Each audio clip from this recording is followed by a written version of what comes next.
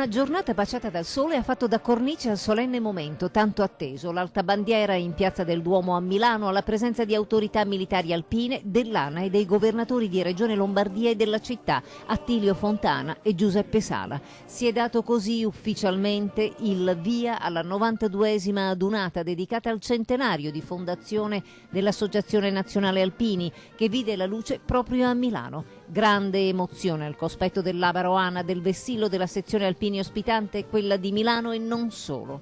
La giornata è aperta, l'alzabandiera, l'onore ai caduti, direi che sono i momenti importanti per noi, momenti della memoria, momenti del ricordo, momento dei valori, perché la bandiera per noi è anche un simbolo e un valore della patria, valore dell'appartenenza. Questa poi che è l'adunata del centenario della nostra fondazione acquista sicuramente ancora un maggiore significato. Diciamo che se il buongiorno si vede al mattino abbiamo cominciato veramente bene. Toccante anche il momento della riconsegna del tricolore da parte dei giovani alpini che ieri l'avevano portata al Sacrario Militare di Asiago proprio per l'alzabandiera, ricordo dei tanti caduti.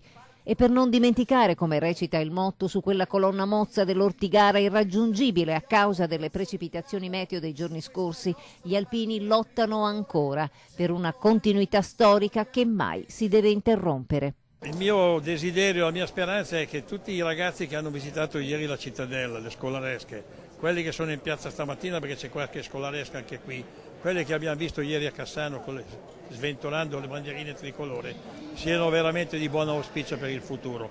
L'associazione deve seminare elementi positivi e probabilmente qualche frutto lo raccoglieremo.